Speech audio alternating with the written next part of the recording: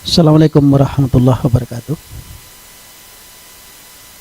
Alhamdulillah syukurillah allazi qad a'tana ni'mah wal hidayah. Asyhadu an la ilaha illallah wahdahu la syarikalah wa asyhadu anna Muhammadan abduhu wa rasuluhu la nabiyya ba'dah.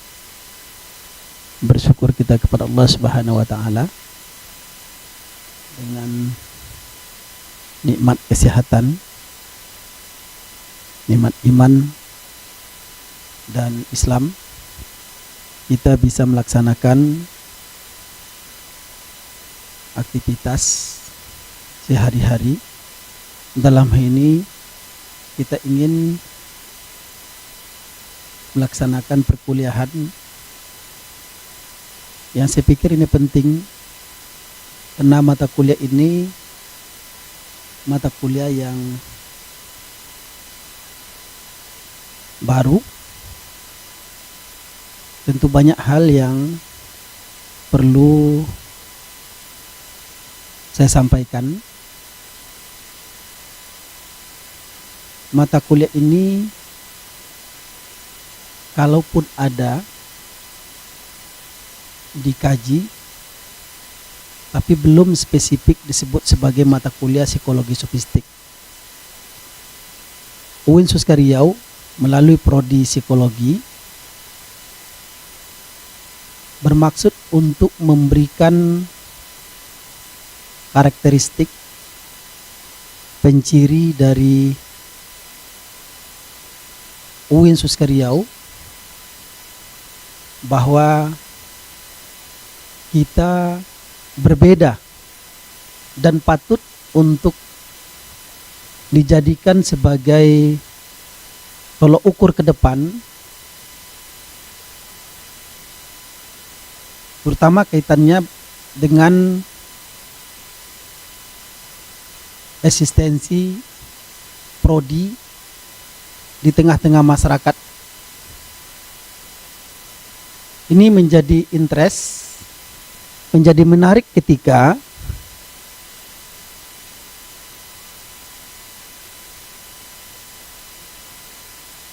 mahasiswa memilih, menentukan pilihan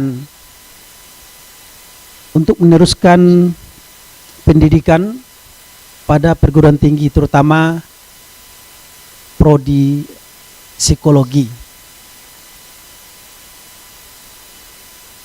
Psikologi sofistik sesungguhnya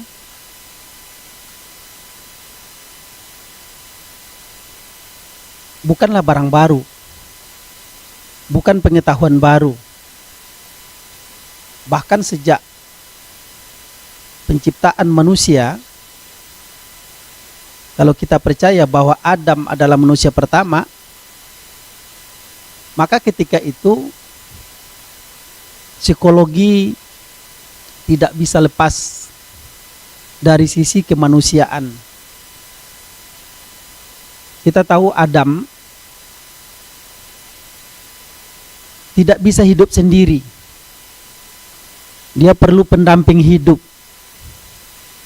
Lalu kemudian permintaan Adam dikabulkan oleh Allah Subhanahu wa taala untuk menciptakan Hawa.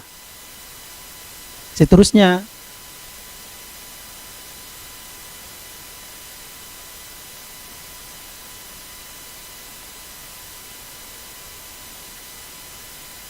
terus berkembang dan tumbuh dalam kehidupan baru, di mana Adam dan Hawa setelah dari surga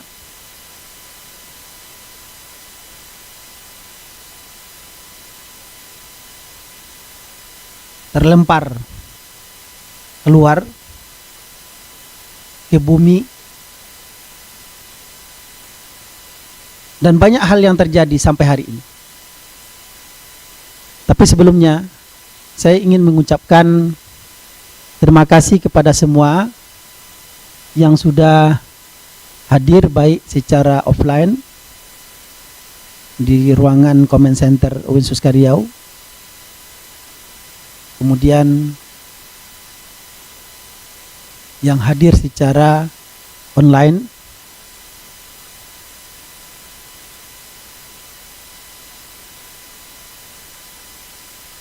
dan bisa juga mengikuti melalui channel YouTube. Bahkan nanti bisa ditonton ulang agar sampaian ini bisa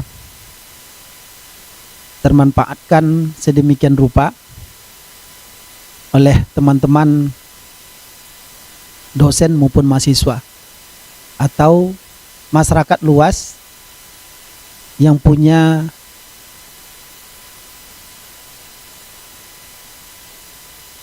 keinginan kuat untuk mengetahui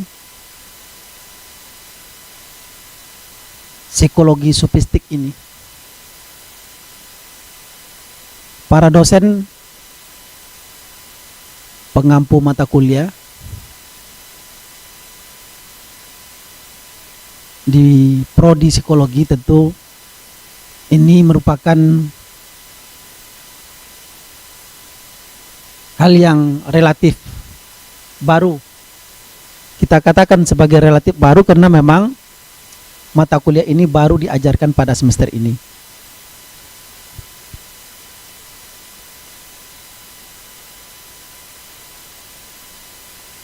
Para pimpinan yang juga ikut, mulai dari dekan, WR juga ada yang ikut saya pikir, kemudian wakil dekan, para ketua prodi yang hadir baik secara offline maupun online. Semoga kita semua sehat dan kita tentu harus mampu mengimplementasi apa yang kita harapkan dari perkuliahan ini, baik nanti sebagai bahan ajar ke depan maupun bisa kita manfaatkan secara baik sebagai pribadi di tengah-tengah masyarakat luas. Kemudian saya juga mengucapkan terima kasih kepada tim Humas yang bekerja untuk bisa menyediakan fasilitas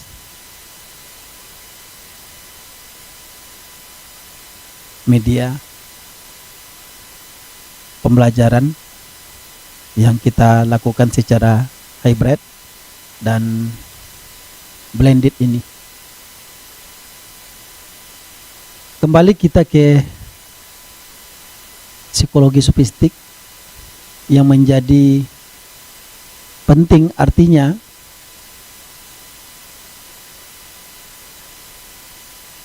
bahwa hari ini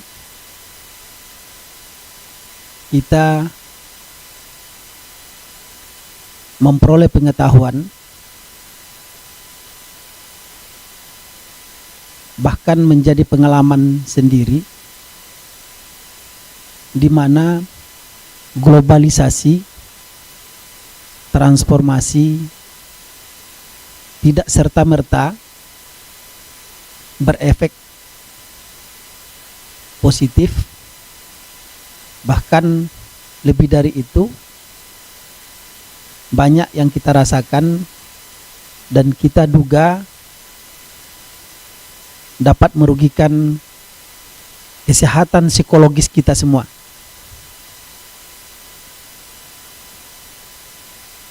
Kenapa saya katakan penting psikologi sofistik? Karena ini sebuah tawaran, sebuah harapan baru bagi ilmu pengetahuan dalam mencari titik temu yang solutif terhadap persoalan kejiwaan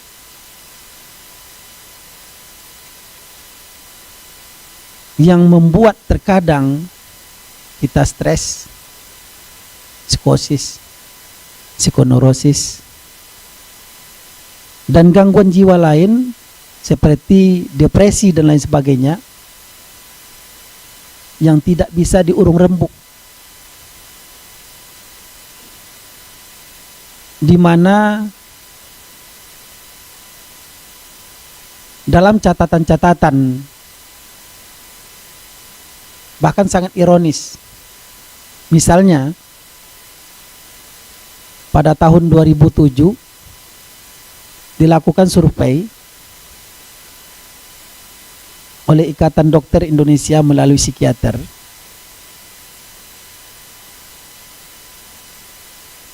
Dalam survei itu 94% dari bangsa Indonesia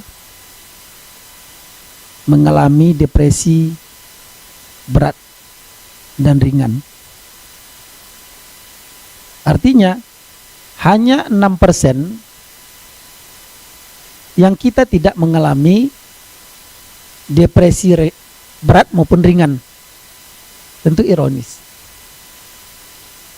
Apapun alat ukurnya, apapun metodologinya, yang jelas pemberitaan itu sampai ke media bahwa Ikatan Dokter Indonesia sudah melakukan survei.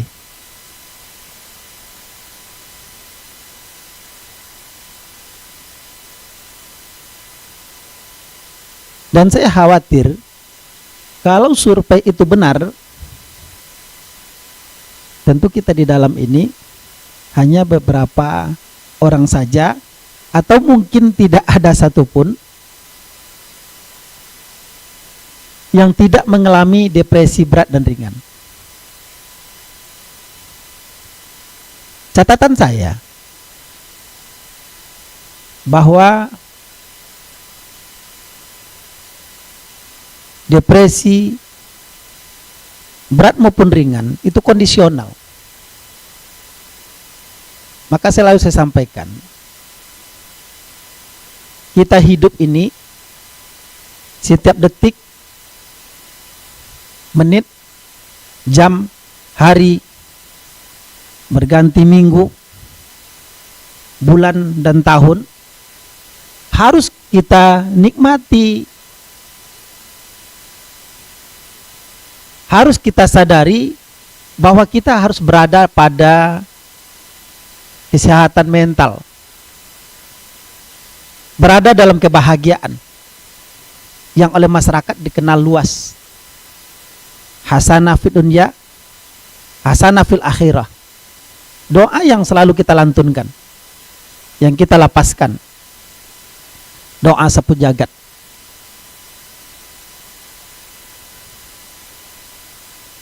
Maksudnya apa? Bahwa kita harus menemukan satu konsep diri yang saya katakan sebagai self concept,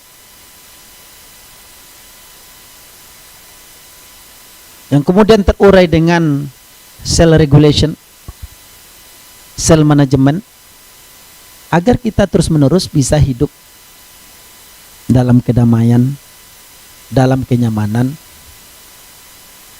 dan keselesaan pastinya.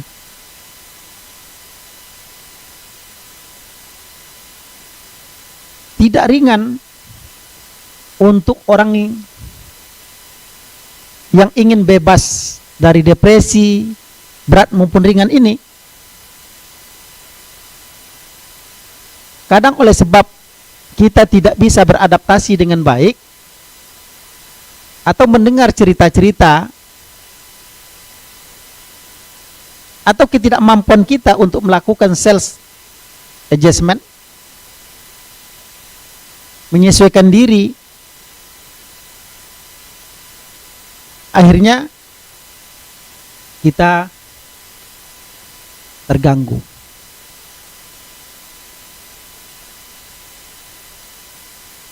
Kadang-kadang ketika kita ingin menikmati hidup menggunakan handphone, kita kita buka WA, mungkin ada informasi.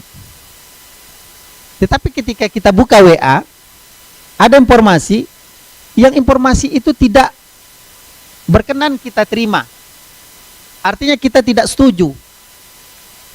Mulailah ketika itu yang tadinya apresiasi kita untuk membaca WA, chat-chat yang ada, Facebook dan lain sebagainya. Tetapi kemudian ternyata dengan membuka itu saja kita mengalami sesuatu hal yang kita sadari penuh tidak menguntungkan. Ini persoalan kejiwaan. Persoalan kejiwaan seperti ini, tentu siapa yang bisa mengawal? Siapa yang bisa kemudian menjadi dirinya sendiri? Atau kemudian bisa meregulasi dirinya sendiri? Yang kita sebut dengan self regulation tadi. Karena itu, banyak hal yang patut kita lakukan agar setiap detik, setiap menit, setiap jam,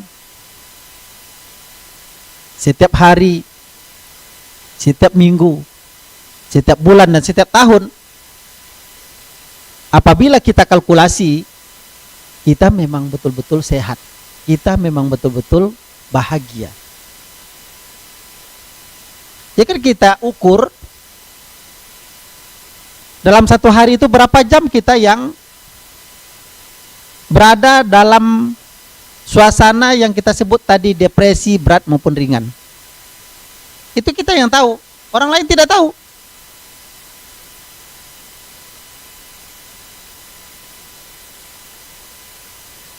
Maka sambil guyon saya sampaikan, apabila ada kontestan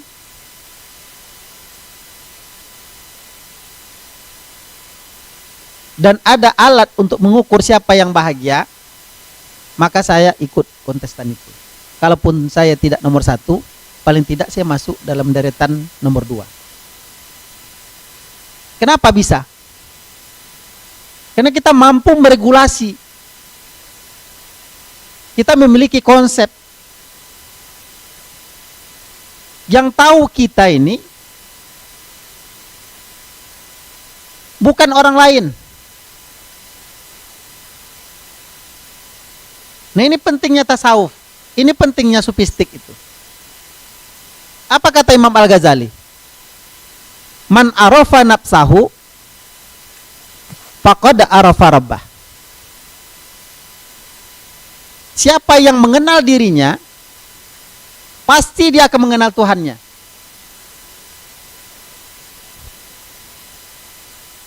Kalau bahasa yang agak-agak ini tuh agak kasar, tapi gimana pula kita sebut kasar? Karena memang itu adanya.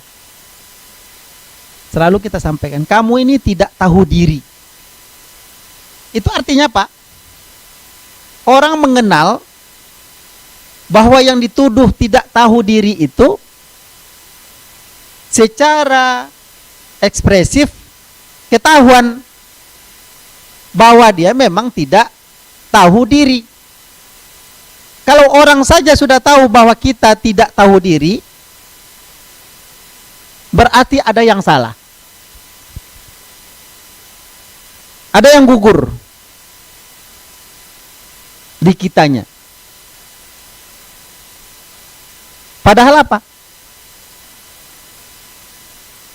Sesungguhnya yang tahu itu saya, bukan kamu. Tetapi kenapa orang bisa mengatakan seperti itu? Ada beberapa aspek sedikit. Pertama, bisa saja jadi hujatan.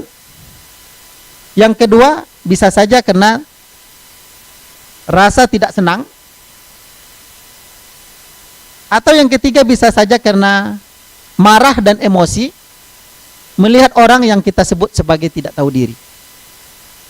Padahal sesungguhnya yang nyebut itu lebih tidak tahu diri. Yang menyebut orang tidak tahu diri, orang yang menyebut tidak tahu diri itu, dia sendiri lebih tidak tahu diri. Kenapa? Karena man arafa nafsahu faqad arafa rabbahu.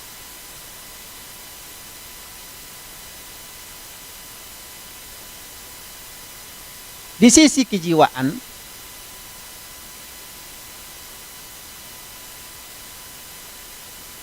ini ilmu kan ilmu gejala, fenomenal.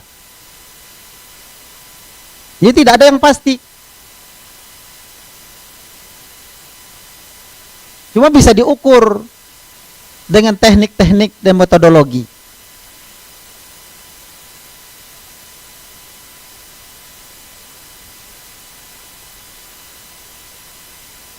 Jadi jangan kita paksakan untuk mengetahui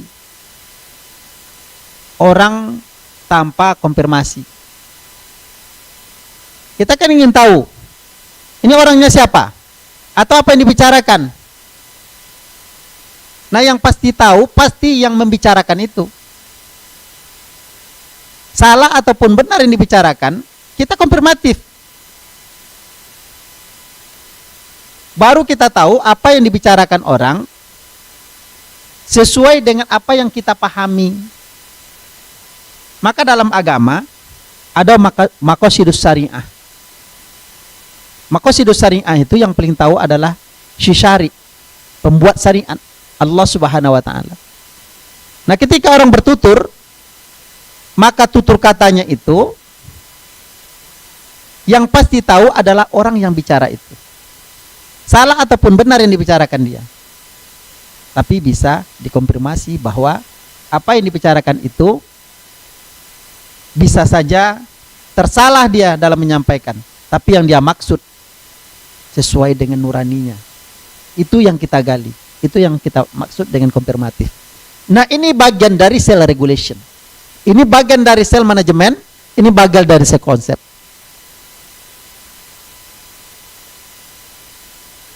Kenapa saya mulai dari sini? Karena kita ingin tahu persoalan apa yang kita hadapi di dunia.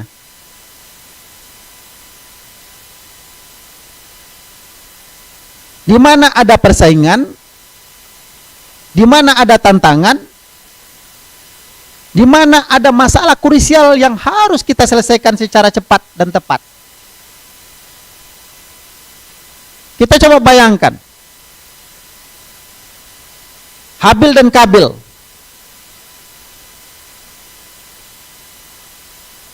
Terjadi pertentangan. Hanya karena persaingan.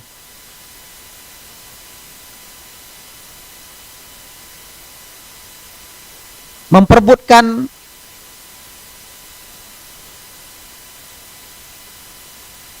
perempuan. Dalam syariatnya, kawinnya harus silang. Tidak boleh si kembar kawin dengan kembarannya. Terjadi persaingan.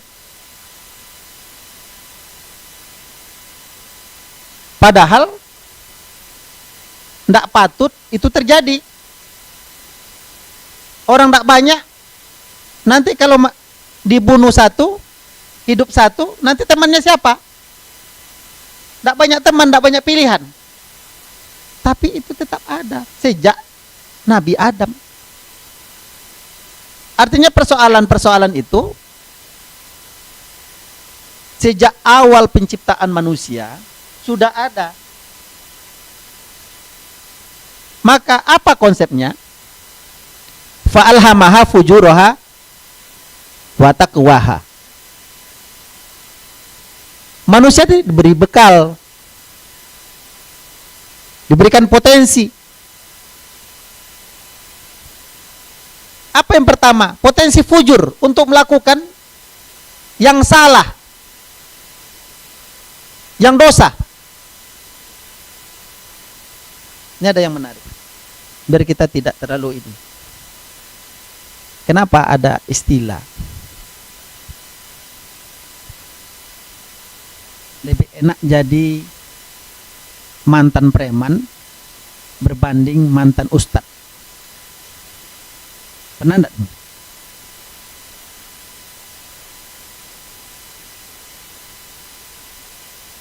Kalau mantan ustad, ayatnya kan dibalik. Takwa dulu baru fujur. Tapi kalau mantan preman, ayatnya enggak perlu dibalik. Fujuraha wa taqwaha.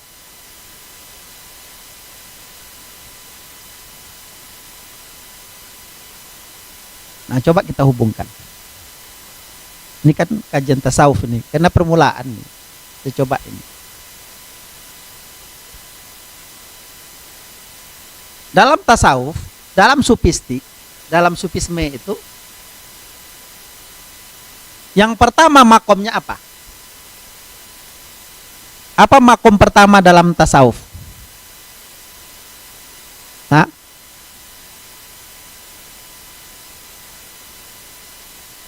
apa makomnya? Taubat. Makom yang pertama itu adalah taubat. Kenapa? Karena hampir setiap kita berdosa.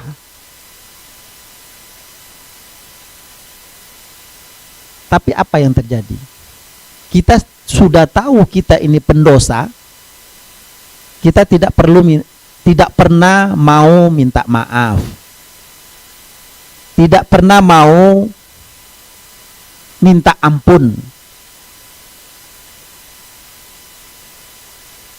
Makanya manusia, hasil survei itu menunjukkan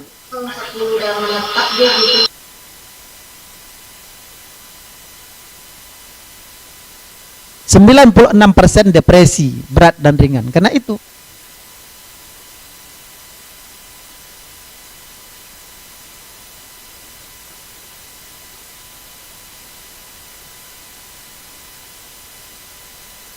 Jadi fa'alhamaha fujuroha, real adanya bahwa kita sekalipun terlahir berada dalam keadaan suci, fitrah, kullu mauludin yuladun alal fitrah, tapi seterusnya kita kan waktu itu belum sebagai mukalifin,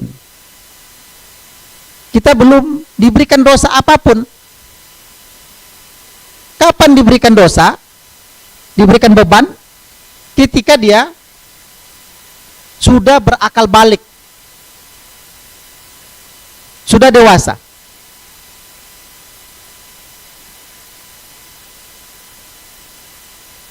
Baru diberikan dosa.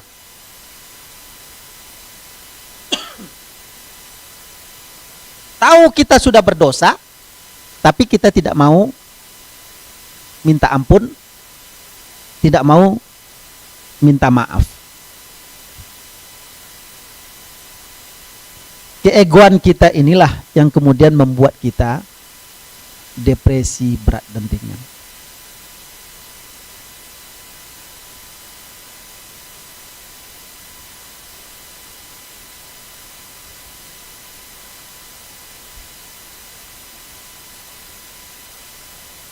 Rasulullah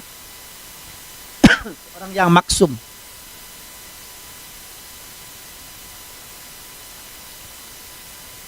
maksum itu terbebas dari dosa. Seorang yang maksum saja beristighfar paling tidak 70 sampai 100 kali sehari. Maksum. Kita selalu melakukan dosa, memfitnah, berhibah, mengumpat, dan banyak dosa-dosa lain yang kita lakukan.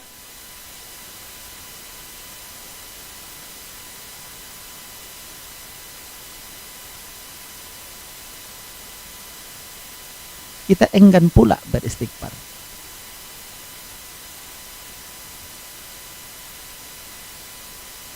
Tentulah ketika survei dilakukan itu kita depresi. Sekali lagi, saya paling tidak meyakini survei itu benar.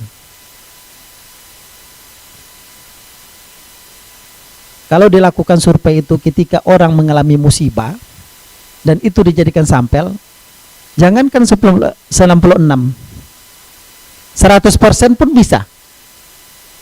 Karena itu tentu perlu alat ukur yang pas dan perlu dilakukan berulang-ulang. Karena hari ini, jam ini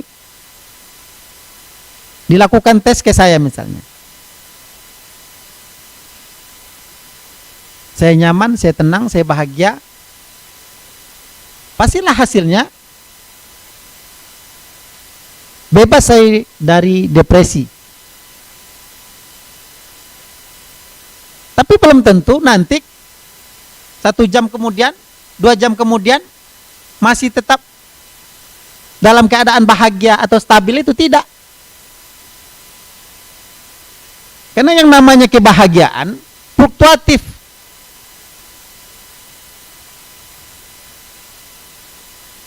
Tidak selalu berada pada posisi stabil.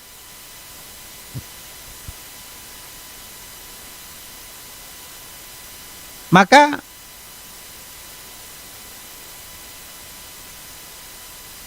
ada statement Imam Al-Ghazali sekali lagi. Al-iman yazid wa yanqus. Iman itu fluktuatif. Kadang bisa bertambah, kadang bisa berkurang. Ketika iman menaik dalam spiritualisasi Islam, ketika iman menaik, pasti waktu itu kita bahagia.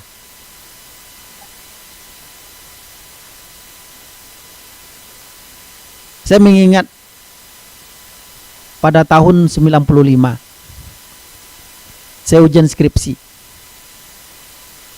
Skripsi saya itu berjudul Peranan Ibadah dalam Kesehatan Mental. Yang uji waktu itu Dr. Yahya Jaya, sekarang almarhum. Beliau profesor yang turut memberikan inspirasi kepada saya untuk mengkaji psikologi Islam ini. Waktu itu beliau menanyakan tentang puasa. Beliau minta suruh bacakan surah Al-Baqarah 183.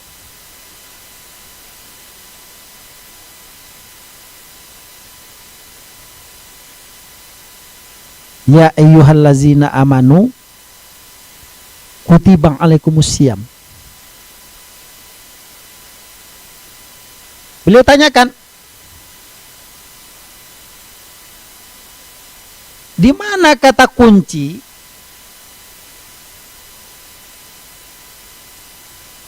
bahwa puasa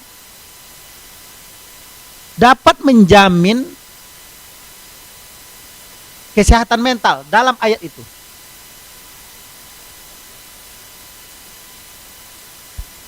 Saya pikir saya tidak kuat mendengar atau mencari atau mengintegrasikan mana kira-kira ayat atau kata yang menunjukkan di mana kesehatan mental. Tetapi saya yakin dan percaya apa yang saya jawab pasti sudah mewakili apa yang diinginkan oleh profesor itu. Saya jawab kata amanu. Lalu kemudian saya jelaskan bahwa orang yang beriman yang meyakini sepenuhnya bahwa puasa itu dapat, kan gitu, puasa itu dapat meringankan beban-beban kejiwaan, pasti. Karena dia yakin. Beberapa tahun terakhir ini,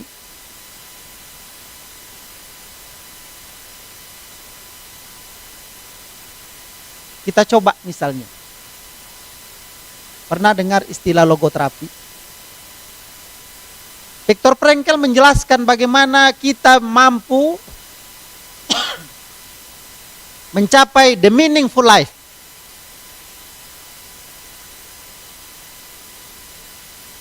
Saya dapatkan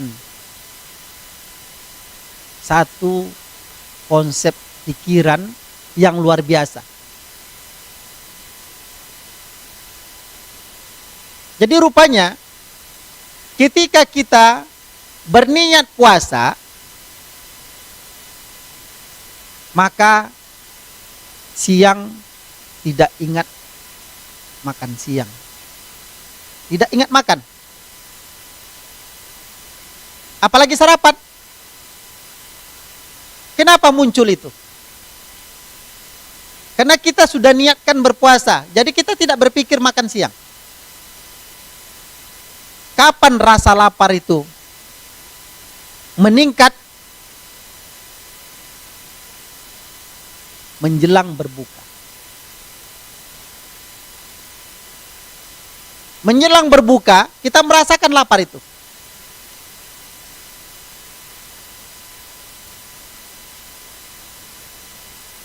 Maka kata Rasulullah, kapan gembiranya, kapan bahagianya orang berpuasa? Menjelang berbuka. The will to meaning, the meaningful life. Sebuah konsep. Integrasi antara logoterapi dengan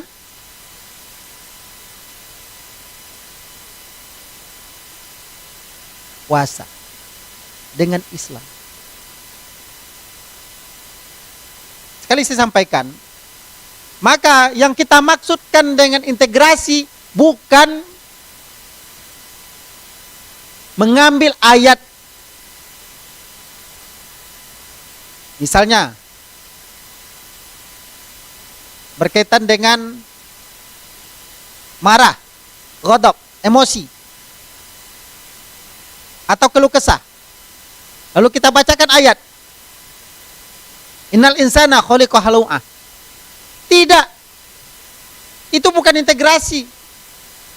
Itu kita hanya mencari ayat apa yang berhubungan dengan keluh kesah. Tidak itu yang kita maksudkan dengan integrasi. Tapi konsepnya apa? Di mana kita memulai? Di mana kita tahu?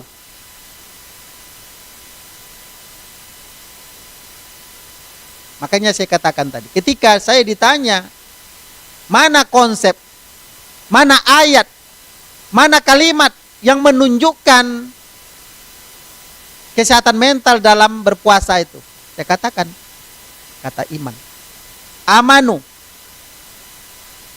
Di mana amanu? Kita jelaskan sedemikian rupa.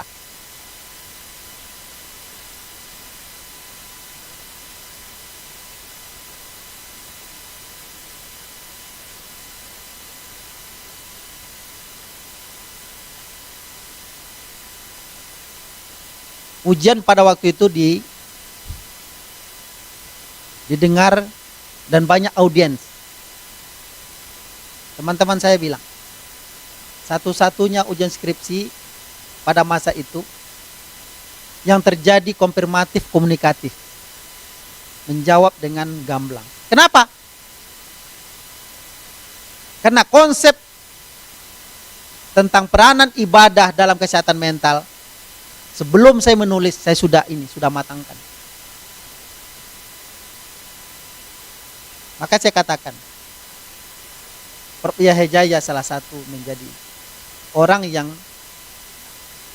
menjadi inspirator bagi saya. Kita bacakan Al-Fatihah untuk dia.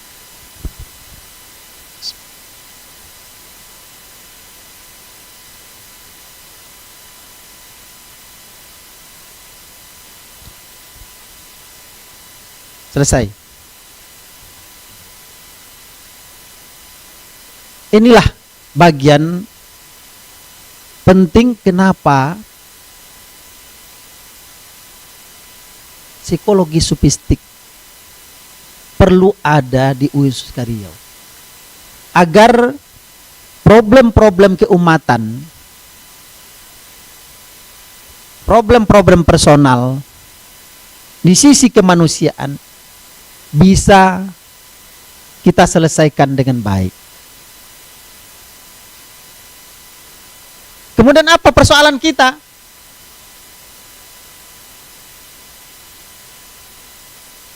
Sekarang ini di mana-mana ada tulisan, ada iklan.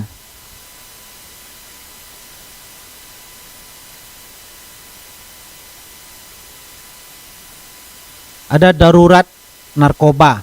Indonesia darurat narkoba.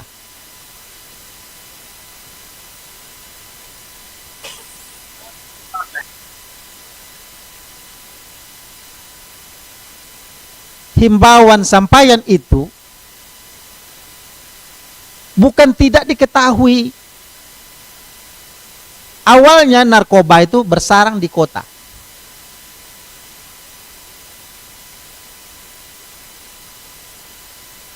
Tetapi hari ini narkoba itu berada di pelosok-pelosok, di kampung-kampung yang terisolir. Kenapa? Karena tidak terkawal. Maka jembatannya apa? Biar terkawal. Polisi tidak bisa mengawal. Aparat tidak bisa mengawal. Dia sampai ke desa. Sampai ke pelosok.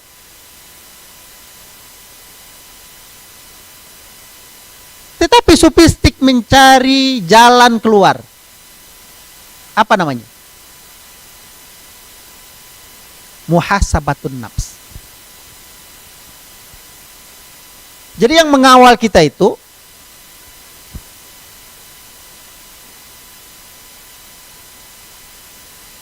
bukan orang lain, tetapi diri kita sendiri.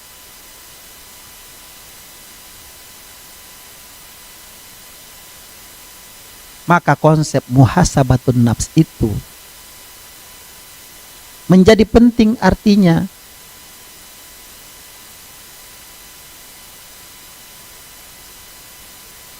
dalam psikologi kita ketahui ada namanya self control.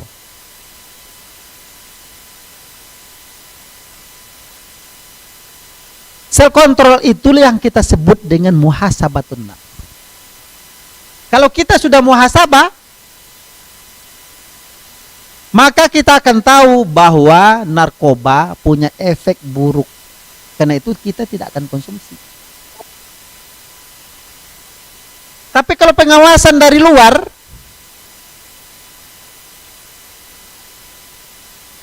kita katakan aparatur, polisi dan lain sebagainya,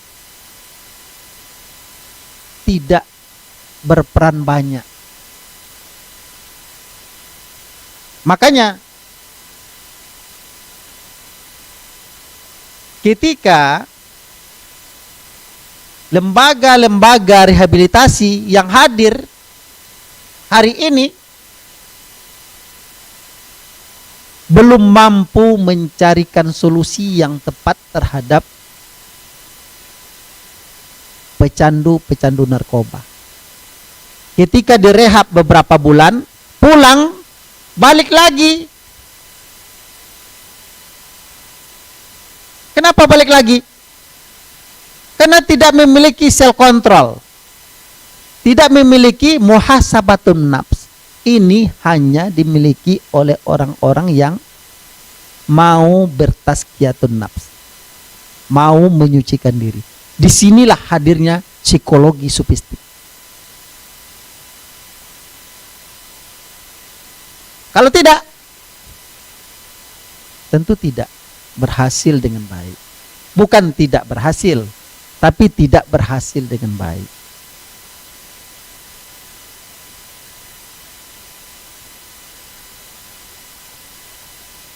Kontrol keduanya apa? Muraqabatun nafs. Siapa yang punya konsep itu? Sufism, tasawuf yang punya. Bahwa apa yang kita lakukan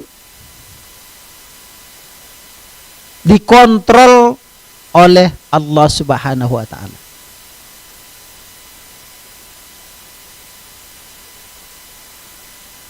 Orang tidak mungkin melakukan kesalahan karena dia tahu bahwa dia diawasi oleh Allah.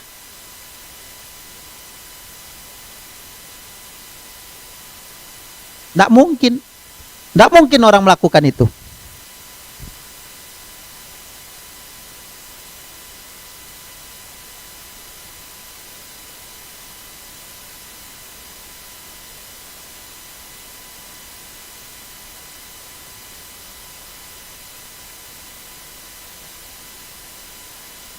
Termasuk hal lain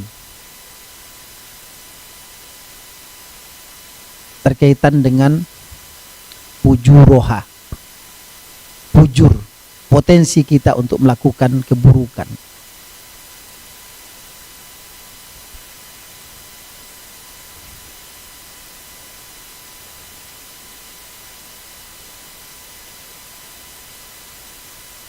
Apapun yang kita lakukan diketahui oleh Allah Subhanahu wa taala.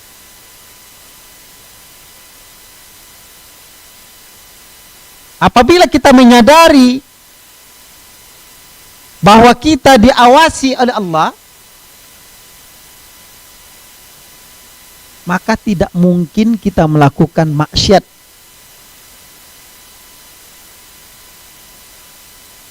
Tidak mungkin.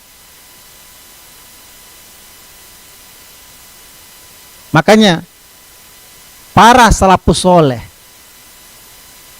yang merasakan muraqabatun nafs, yang selalu bermuhasabatun nafs, berada dalam kesehatan mental paripurna.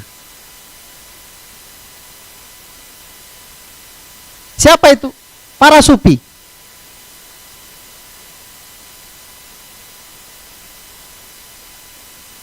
Siapa para sufinya? Ketemu ada beberapa konsep yang dijelaskan oleh Abu Thalib Al-Maki pada abad keempat Hijriah. Ada Imam Al-Qusairi,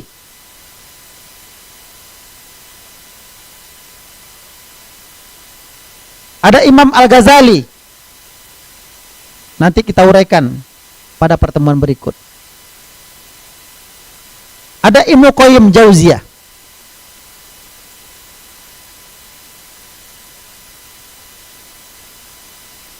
Ada pertanyaan kita.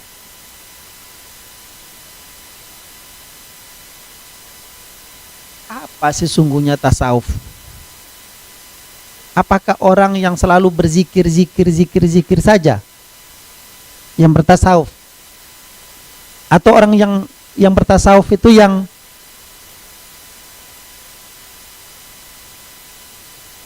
selalu di surau, selalu di masjid?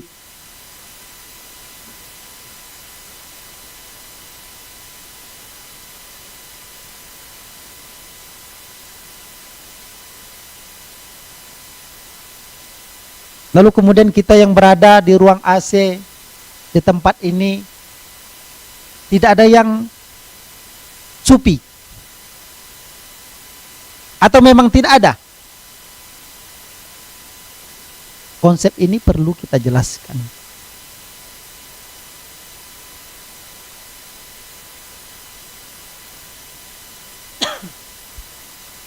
Ada Taqi Japari menuliskan tasawuf positif. Ternyata di abad modern ini banyak bahkan orang sufi itu tidak berada di surau, tidak berada di masjid, tapi hidup di rumah mewah, selalu berkendaraan mewah, tapi dia sebagai seorang sufi. Ini yang kita sebut dengan tasawuf modern.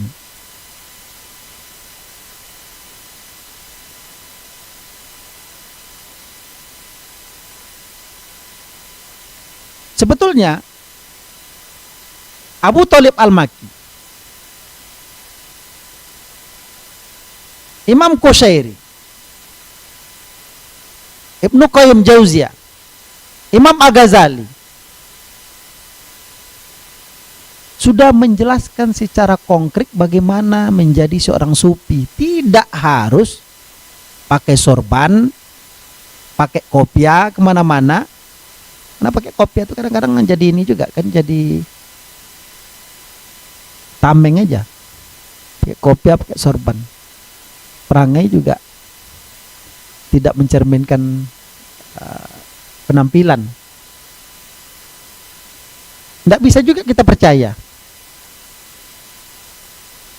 Banyak orang sebut itu anak kiai. Perangainya juga tidak seperti kiai itu. Itu anak ustad. Perangainya juga tidak seperti anak ustad.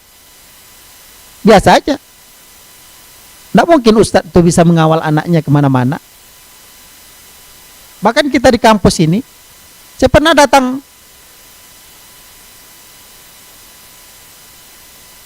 orang tua wali mahasiswa datang ke saya. Waktu jadi dekan dulu pernah juga datang. Sebagai rektor juga ada pernah datang mahasiswa, orang tua wali mahasiswa yang lainnya. Dia menyampaikan anaknya gagal menyelesaikan studi. Apa katanya? Kenapa Bapak tidak sampaikan ke saya bahwa anak saya ini tidak masuk kuliah?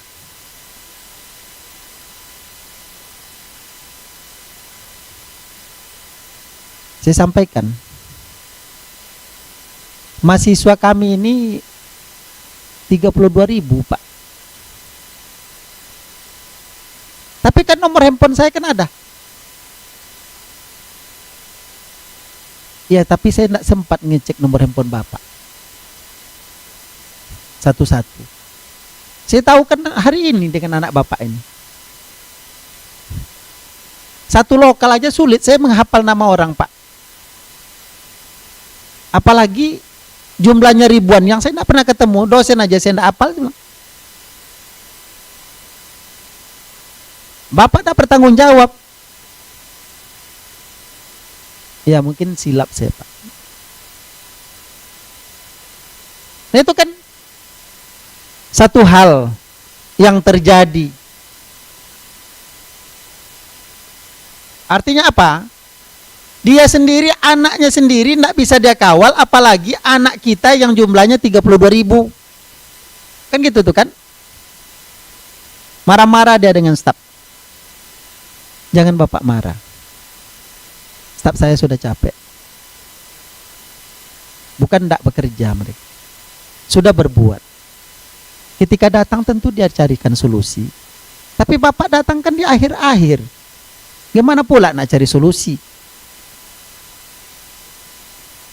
Jadi ini kaitannya dengan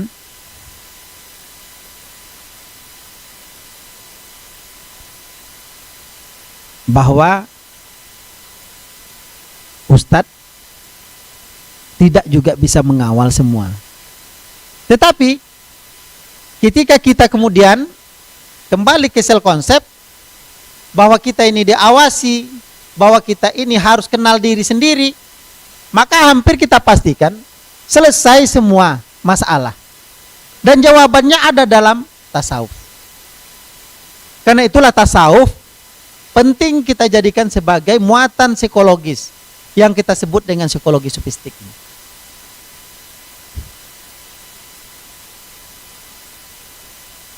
Nanti baru kita uraikan bagaimana seperti di dalam silabus kita buat beberapa kajian. Ada yang nyampaikan ke saya, ini berkali nih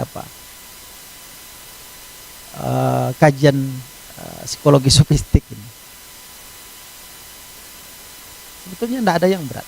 Kalau kita sudah terbiasa, ringan nih.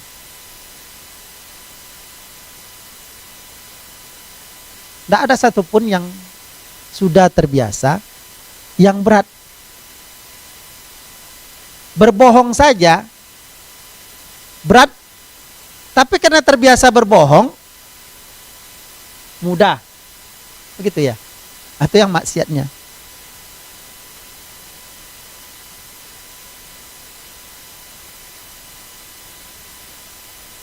Jujur, kadang-kadang orang pikir kita bohong.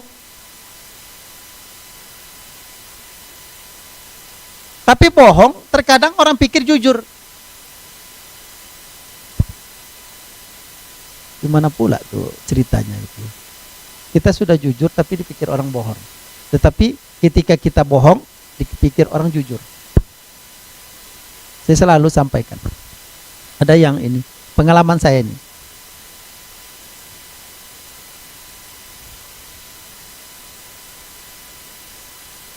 Saya dididik oleh seorang ustadz sejak kecil sampai ke pondok pesantren dan akhirnya kuliah di Imam Bonjol. Sambil kuliah ya seperti biasa remaja,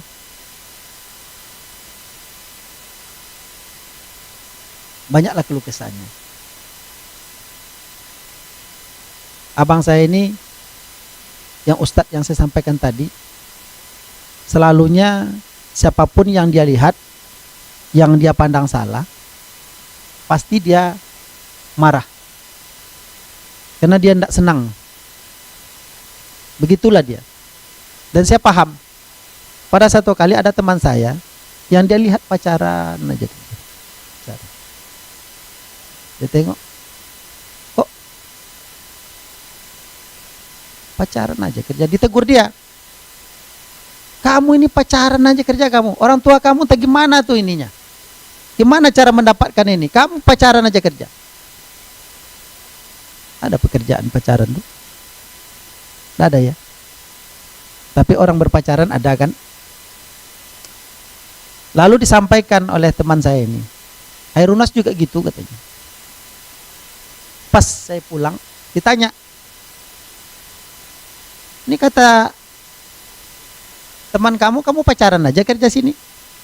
Oh iyalah bang. Iya loh Ustaz, kalau enggak pacaran di era gini nih susah pula itu hidup. Pacaran aja lah kerja. Tidak percaya dia, padahal saya jujur. Nah itu contoh kasus yang tidak patut ditiru ya. Jangan ditiru. Karena kita ingin menceritakan yang benar itu benar, yang salah itu salah. Tapi tidak selalu yang benar kita katakan benar itu dipandang juga benar oleh orang lain. Yang kita lakukan salah tidak selalu dipandang salah oleh orang lain. Itulah dunia wale. Bapak Ibu semua, para dosen, para mahasiswa sekalian, ini sekedar pengantar. Tapi nanti kita akan kuliah rutin setiap jam 9 sampai jam 10.40. Kuliah psikologi sofistik, baik secara luring maupun daring. Yang luringnya di sini bisa saja bergantian orangnya, bisa saja permanen, tapi semua harus mengikuti. Yang berkesempatan hadir di sini, yang tidak berkesempatan hadir di sini ikuti secara daring, biar kita semua bisa mengikutinya. Dan bagi yang tidak berkesempatan, nanti bisa terus didengar ulang, ditonton ulang pada channel YouTube. Mungkin itu yang saya sampaikan. Mudah-mudahan berkah dan bermanfaat bagi kita semua. Saya memberikan kesempatan kepada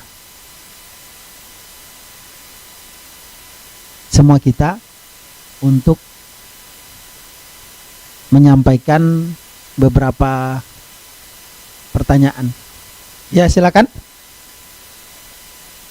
Assalamualaikum warahmatullahi wabarakatuh. Waalaikumsalam warahmatullahi wabarakatuh. Izin bertanya, Prof, atau respon atau masukannya. Menurut saya ini kajian ini sangat menarik. Cuman saya kritik atau apalah namanya, atau masukan atau kritik lah namanya. Yang saya tengok di lapangan, ketika orang mengalami depresi, kebanyakan masyarakat kita larinya kepada dukun atau orang pintar dikatakan. Padahal sebelum depresi itu besar, sebelum depresi itu menjadi akut atau menjadi tahapan berikutnya, saya melihat di sinilah peluang sarjana-sarjana psikologi untuk menjawab persoalan itu. Tapi di masyarakat sudah menjadi budaya bahwa kalau terjadi masalah-masalah seperti itu, rata-rata larinya ke dukun. Ketika lari ke dukun, maka biasanya para dukun ini akan mengiyakan, mengarahkan bahwa kamu ini kena guna-guna, atau kena ini, kena ini, kena ini. Padahal menurut pandangan saya itu berawal dari tekanan atau depresi yang dia hadapi. Sehingga kedatangan mereka kepada dukun ini tidak menghilangkan, malah menjadikan itu menjadi besar menurut saya. Tanggapan atau masukan saya adalah bagaimana lulusan psikologi ini, sarjana psikologi ini bisa mengambil alih yang saya sebutkan tadi, sehingga yang muncul itu sarjana-sarjana psikologi, masyarakat tidak lagi pergi ke yang saya sebut tadi, ke dukun, tapi larinya ke sarjana-sarjana psikolog ini. Demikian dari saya. Assalamualaikum warahmatullahi wabarakatuh. Baik, sambil yang lain kita jawab.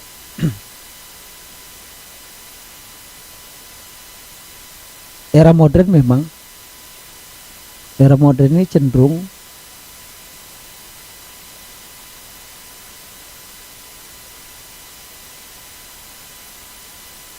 berefek, ya. Jadi tren sekarang itu bahkan dukun lebih seksi berbanding psikolog dalam hal itu.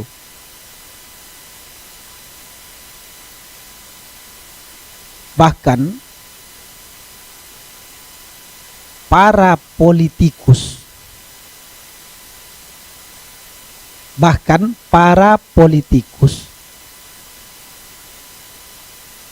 atau praktisi-praktisi lain mengambil bagian untuk mendatangi dukun-dukun yang ada.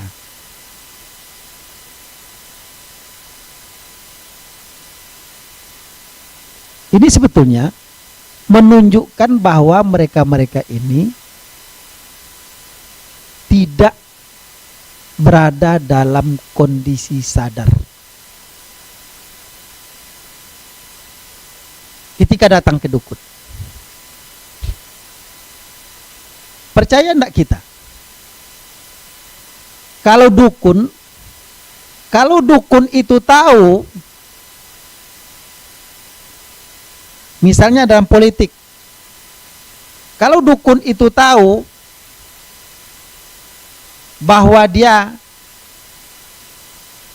bisa menentukan nanti dalam kontestasi pilkada di sini yang menang si anu, yang menang si anu, yang menang si anu. Atau dukun itu tahu dia tentang nomor apa yang keluar dalam lotre. Ada toto, ada jackpot.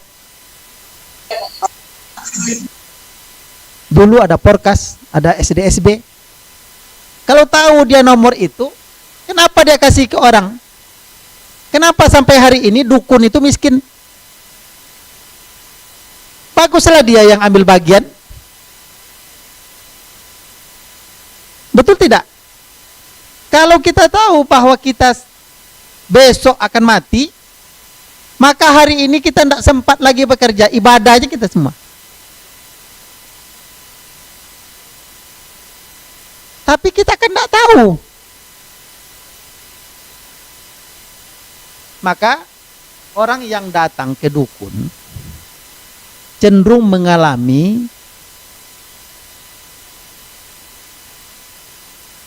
gangguan kejiwaan. Cuma hebat atau tidak gangguannya.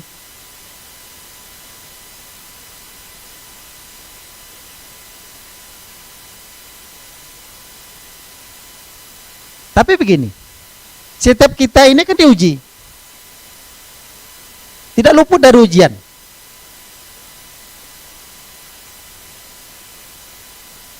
Sesuai dengan kemampuan kita diuji. La yukallifullahu nafsan illa wus'aha. Wala nabluwannakum bisyai'im minal khauf. Pasti kata Allah diuji. Tidak ada yang tidak diuji. Pasti diuji. Orang psikologi atau psikolog diuji apakah mampu menyelesaikan masalahnya sendiri.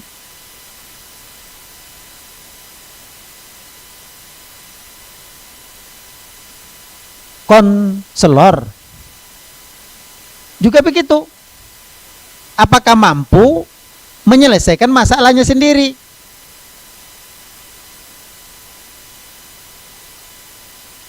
Banyak kita tahu psikolog tidak mampu menyelesaikan diri sendiri. Ketika berhadapan dengan dia tidak bisa. Sama dengan dokter. Dokter juga begitu. Apakah bisa dia menyembuhkan dirinya sendiri? Tidak. Perlu orang. Makanya dalam psikologi, dalam konseling, ada namanya alih tangan. Ketika ditangani oleh si A, tidak selesai, bisa pindah tangan.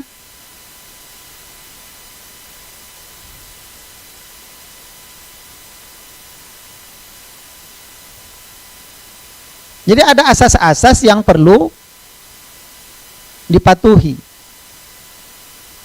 Demikian juga Ustadz. Mubalik. Semua diuji. Ulama diuji.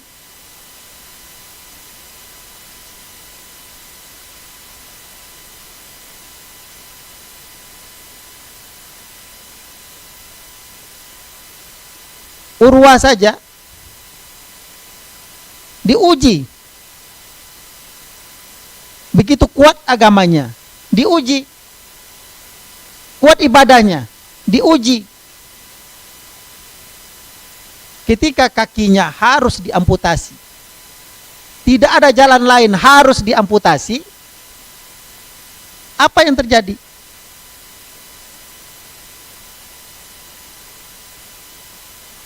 Dokter menyarankan, ini bisa diamputasi, tapi sakit luar biasa. Untuk mengurangi rasa sakit, bisa dengan menggunakan alkohol. Bius.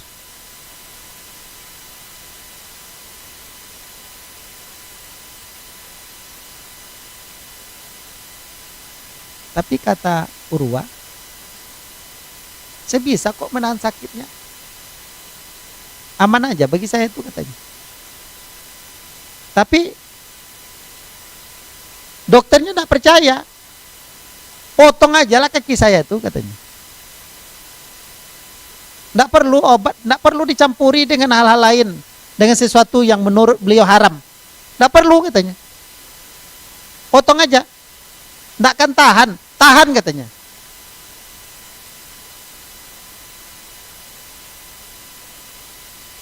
Jadi cobalah. Karena memaksa Urwa, dibaringkan, ditutup rapat semua biar suaranya tidak keluar, dengar pekikannya. Lalu dipotong, digergaji pada waktu itu, kan sampai ke tulang tuh digergaji.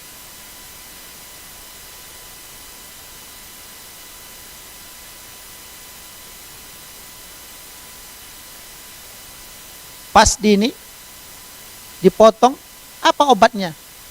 Obatnya tasawuf. Dia yakini bahwa Allah akan memberikan keringanan terhadap apa yang dia rasakan itu.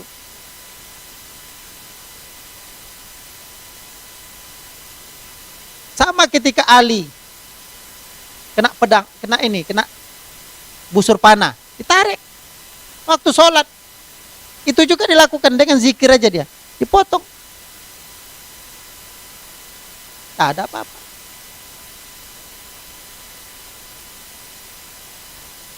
Nah, artinya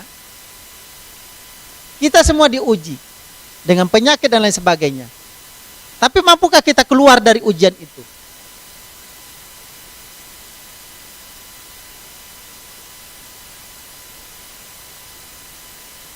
Terkait dengan dukun, kehadiran psikologi sufistik menjamin bahwa dukun tidak berfungsi dalam hal ini. Fungsi apa yang kita lakukan? Fungsi ilahiyah. Keyakinan kepada Tuhan, kepada Allah Subhanahu wa taala dapat menjamin psikologis kita lebih matang dan paripurna. Tidak ada bebannya.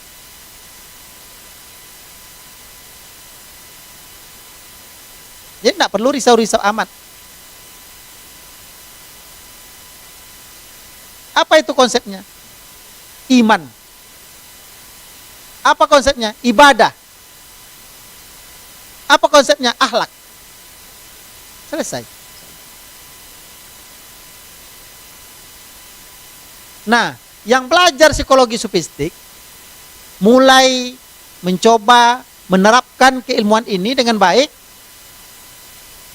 Kalau sudah sel regulationnya jalan, sel konsepnya jalan, sel manajemennya jalan melalui ilmu ini, melalui materi-materi ini, kita implementasikan, maka dukun tidak berperan lagi. Itu kritik sosial sesungguhnya. Apa yang disampaikan tadi oleh Dr. Henry, itu kritik sosial. Karena orang banyak percaya kepada dukun. Mengobati ini, mengatasi masalah ini. Mana bisa dukun?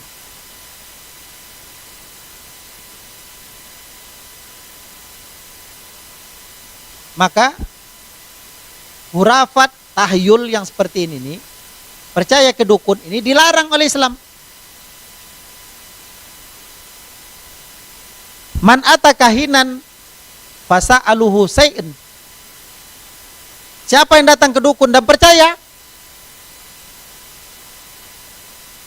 40 hari, 40 malam tidak diterima sholatnya. Tidak ada tuh dukun dalam hal itu. Yakinlah bahwa Allah Maha tahu,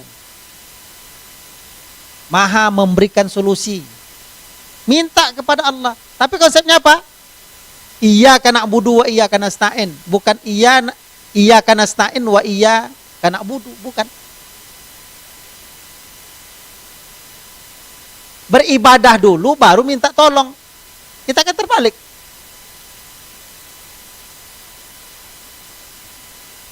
Kita kan iyyaka nasta'in wa iyyaka na'budu.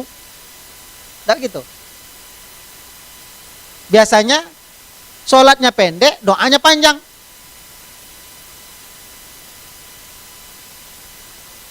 Masa gitu? Panjangkan sholatnya, dikitkan doanya. Dan bahkan dalam sholat itu kan ada doanya. Kapan kita berdoa dalam sholat? Waktu sujud terakhir. Waktu tahiyat akhir. Panjangkan doa minta. Tapi jangan bahasa Indonesia. Bahasa Arab. Pilih doa-doa yang patut. Rabbi zidni ilman warzuqni fahman. Baca. Agar kita dalam pendidikan, Allah bukakan pintu kita, pintu hati kita untuk menerima pelajaran. Baca doa itu. Dosen juga baca. Dalam sholat. Salam makbul. Itu yang paling penting doanya. Rabbi zidni ilman warzuqni fahman. Itu. Barangkali mungkin ada lagi pertanyaan. Masih waktu kita ada 15 menit lagi. Silakan Pak Hairil Anwar.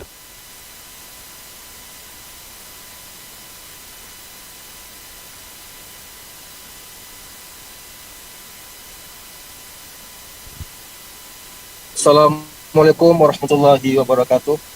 Waalaikumsalam warahmatullahi wabarakatuh. Alhamdulillah kami terima kuliah psikologi psikistik dari Prof. Kairunas dari Sektor B, dan banyak sekali beberapa kata kunci kesehatan yang diberikan dari aspek psikistik. Saya hanya ingin menyamakan persepsi mungkin dan konfirmasi. Ada konsep self regulasi, ya Prof ya. Prof tadi ada menyampaikan konsep self-regulasi, dan saya sangat setuju konsep ini bagian daripada konsep kesehatan mental. Karena barangkali manusia hanya terikat oleh regulasi. Contohnya, saya tidak mencuri karena takut dipotong tangan atau takut dianggap kriminal, itu masih regulasi. Tapi self-regulasi adalah sebuah kesadaran utuh, bukan lagi persoalan hukum, tetapi hati nurani. Self-regulasi itu berkata bahwa kalau saya ambil uang orang itu, betapa susah dan menderita hatinya karena saya ambil uang itu. Nah, mungkin ketika seorang dosen tidak disiplin, bukan hanya persoalan tindakan disiplin yang ditakuti adalah kalau saya tidak disiplin, kalau saya tidak tepat waktu memberikan pelajaran, betapa ruginya mahasiswa saya. Nah, artinya ketika sampai pada tahap ini, maka insya Allah orang itu akan memiliki kesehatan mental.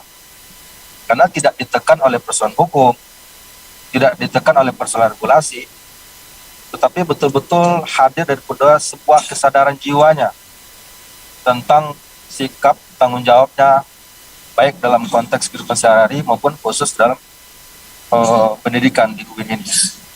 Maka saya betul-betul merasakan bahwa self-regulasi yang Prof sampaikan dalam kuliah ini memberikan resonansi baru bagi kita semua, bahwa yang tertinggi itu bukan regulasi yang kita sepakati, tetapi yang tertinggi itulah lahir dari nurani kita, nurani self-regulasi, ya, bahwa perbuatan kita akan berimplikasi kepada orang lain. Insyaallah itu yang dapat saya sampaikan. Terima kasih banyak Prof. Assalamualaikum warahmatullahi wabarakatuh.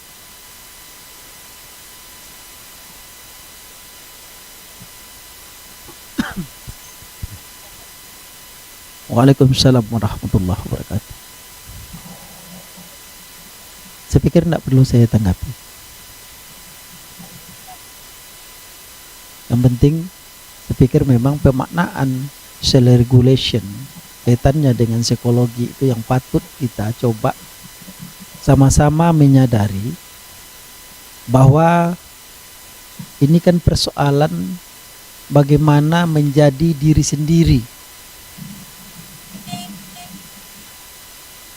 Bagaimana menjadi diri sendiri dengan kontrol diri yang lebih tepat, sehingga efeknya kita tidak merugikan diri sendiri dan tidak merugikan orang lain. Itu yang paling penting sedikit. Karena kita mau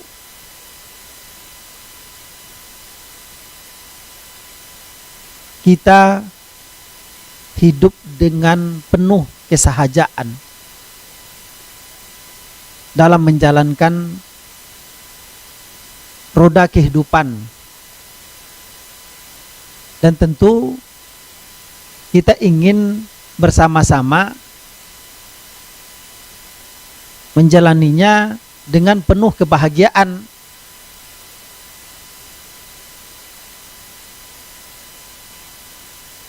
Ada misalnya teori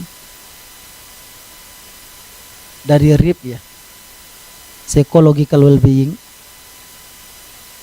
di mana kita harus memiliki sense belonging, assertive,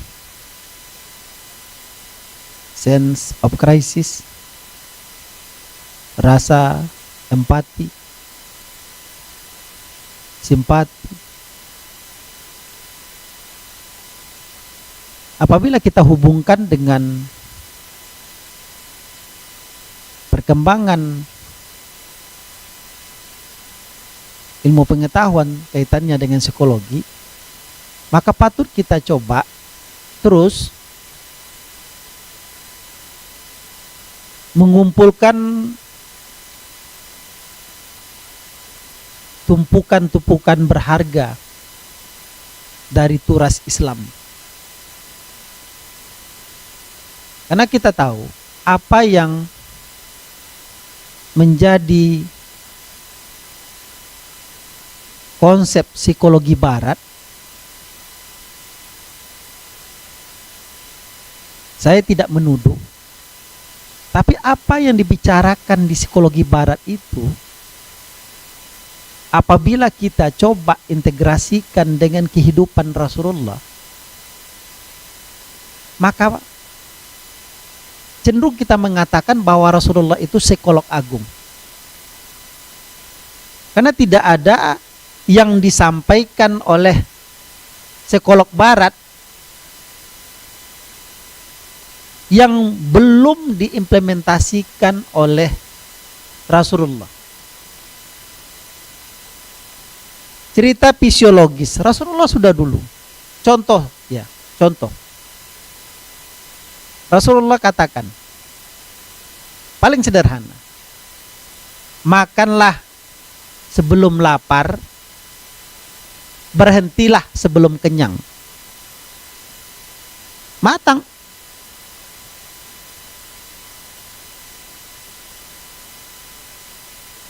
Demikian juga dengan bertutur misalnya.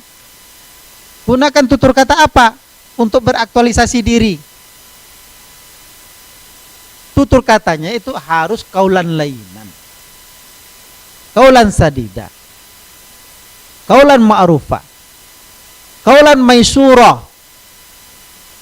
Jadi tidak ada satupun konsep-konsep di barat itu yang tidak dipraktekkan oleh Rasul. Maka saya katakan, mari kita coba gali turas Islam itu untuk kemudian kita jadikan sebagai model dan konsep baru. Itu di mana?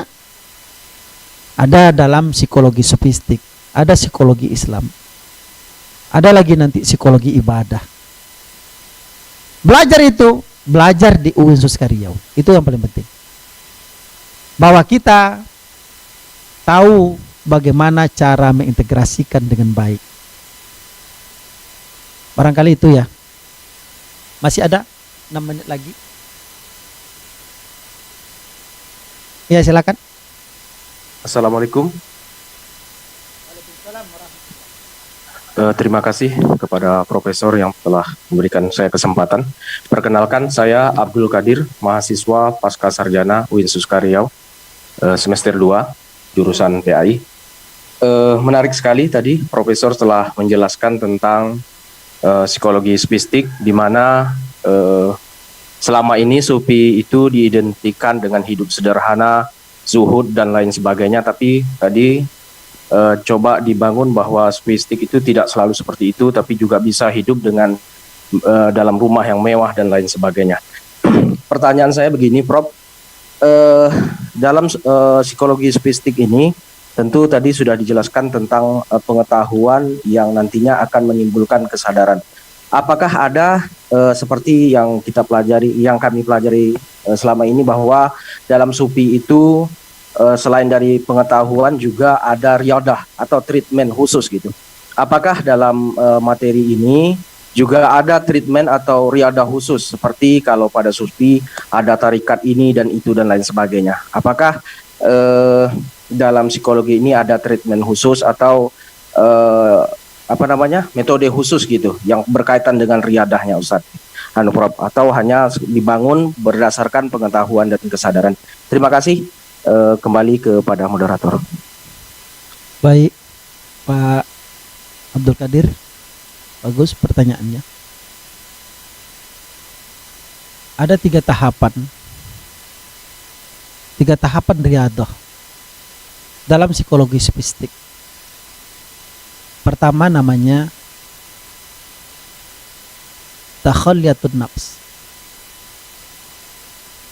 Bagaimana kemudian orang melakukan penghapusan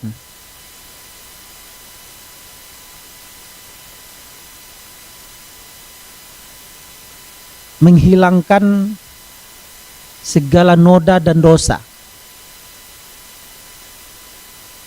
mengosongkan diri dari perbuatan-perbuatan tercela.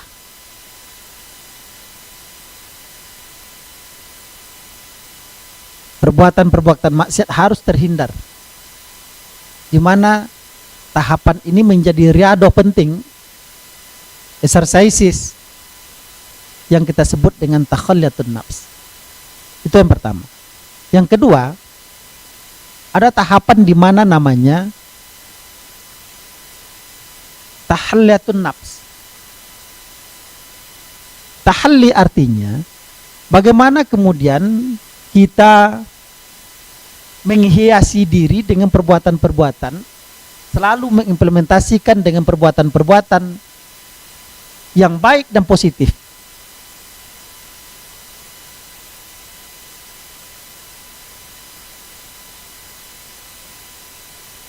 Setelah itu muncul tahapan yang ketiga, namanya tajallatun nafs. Ketika kita terus berbuat baik, berlaku ihsan, beribadah kepada Allah, berzikir, bertakarrub, maka Allah berikan apresiasi, namanya tajalli, tajalliyatun nafs. Apresiasi itu apa? Itu yang kita sebut dengan kebahagiaan. Dalam bahasa tasawuf disebut dengan ma'rifah. Disebut dengan mahabbah.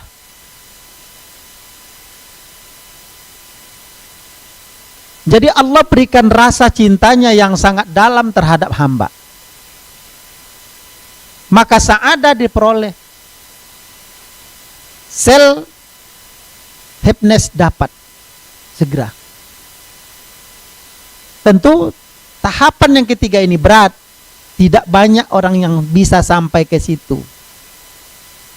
Karena itu perlu dilatih, perlu dilakukan riyadah, exercises. Sama orang mencapai husuk sholat. Husuk sholat itu bukan mudah. Baru angkat takbir, kita mikir-mikir. Tadi saya taruh di mana ya? Ini taruh mana? Di dalam sholat. Oh, di situ rupanya. Dalam sholat dapat. Barang hilang. Seringkali ketemu dalam sholat. Percaya atau tidak, itu yang kita alami. Karena itu apa? Harus riyadah untuk mencapai husuk. Misalnya, sudah angkat takbir, dapatlah agak beberapa detik husuk. Kemudian kemana-mana pikiran. Ingat, saya sedang sholat. Kembali lagi. Fokus ke sholatnya. Fokus pula beberapa detik. Blank lagi. Balik lagi. Saya sedang sholat. Jadi barang-barang hilang tidak ketemu dalam sholat dia. Ketika kita sudah kemana-mana, kembali bahwa saya sholat, kembali lagi khusyuk. Gitu terus, riyadhah. Sampai akhirnya nanti, bahwa deretan sholat kita itu lebih banyak khusyuknya ketimbang yang blank. Berat. Wa innaha lakabiratun illa 'alal khashiin. Wasta'inu bisabri wassalah wa innaha lakabiratun illa 'alal khashiin. Berat. Tapi bisa. Dengan apa? Riyadhah. Dilatih terus. Dengan latihan-latihan rohani, insyaallah yang tadinya kurang sehat, insyaallah ke depan akan sehat, lebih baik. Demikian saya pikir, mudah-mudahan perkuliahan kita pada hari ini mendapatkan berkah dan ridha Allah Subhanahu wa taala. Saya mengucapkan terima kasih kepada semua dan kita sepakat untuk melaksanakan perkuliahan ini terus agar pembelajaran ke depan psikologi sofistik kita sudah punya paling tidak bahan-bahan kecil untuk dijadikan sebagai materi. Karena itu di dalam silabus ada mungkin lebih 100